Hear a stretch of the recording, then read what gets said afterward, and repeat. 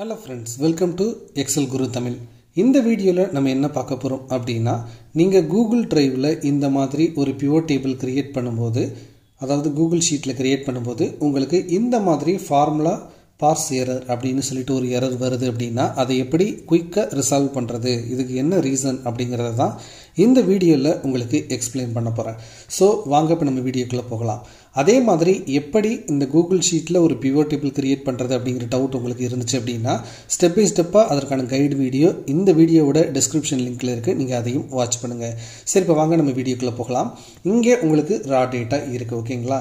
So இதில இருந்து தான் நம்ம ஷார்ட் அவுட் பண்ணி இந்த மாதிரி ஒரு pivot table create பண்ணி வச்சிருக்கோம்.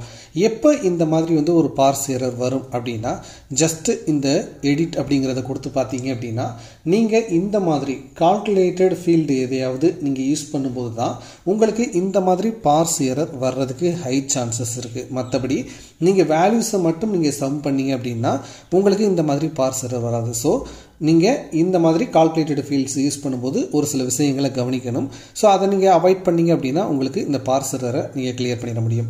சோ எதற்காக இந்த parse error வருது அப்படினு பாத்தீங்கன்னா உங்களுடைய காலம் ஹெட்டர் இருக்கு பாத்தீங்களா? இந்த காலம் ஹெட்டர்ல இருக்கக்கூடிய அந்த ஹெட்டிங் இருக்குல்ல இதற்கு இடையில ஸ்பேஸ் இருந்துச்சு அப்படினா உங்களுக்கு இந்த மாதிரி ஒரு parse error வரும்.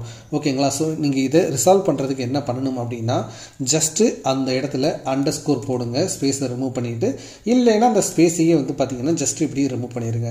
இல்லைனா நீங்க அந்த ஹெட்டிங்கை வந்து பாத்தீங்கன்னா ஜஸ்ட் இப்படி ஷார்ட் வந்து பண்ணிருங்க. சோ இப்போ பாருங்க நம்ம என்ன பண்ண போறோம் அப்படினா இந்த ஃபார்முலாவை மறுபடியும் போய்ட்டு நம்ம எடிட் பண்ணலாம். சோ லிங்க் கிளிக்ஸ்க்கு நம்ம என்ன பண்ணோம் அப்படினா இந்த ஸ்பேஸை ரிமூவ் பண்ணிட்டோம். அதே மாதிரி இந்த இம்ப்ரஷன்ஸ் அப்படிங்கிறது வந்து அப்படியே தான் இருந்துச்சு. சோ இப்போ பாத்தீங்களா இந்த கால்குலேட்டட் ஃபீல்ட்ல இருந்து வேல்யூ பாப்புலேட் வந்து ஆயிருச்சு. நெக்ஸ்ட் இந்த எரரை ரிசால்வ் பண்ணுவோம். சோ இப்போ நம்ம என்ன பண்ணோம் இத ஜஸ்ட் ரிமூவ் பண்ணிட்டு spent அப்படினு சொல்லிட்டு மாத்தணும். சோ இங்கேயும் அது ரிஃப்ளெக்ட் ஆயிருக்கு பாருங்க. சோ ஜஸ்ட் spent அப்படினு போட்டுருங்க. லிங்க் கிளிக்ஸ்ல ஸ்பேஸை வந்து ரிமூவ் பண்ணனும்.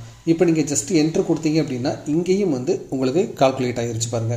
சோ இந்த மாதிரி நீங்க அந்த காலம் ஹெட்டிங்கோட ஸ்பேसेस வந்து ரிமூவ் பண்ணீங்க அப்படினா உங்களுக்கு இந்த parse error Google Sheetோட pivot table இருந்து குயிக்கா ரிமூவ் பண்ணிர முடியும். சோ இந்த வீடியோ உங்களுக்கு ஹெல்ப்ஃபுல்லா இருந்திருக்கும் அப்படி நான் நம்புறேன்.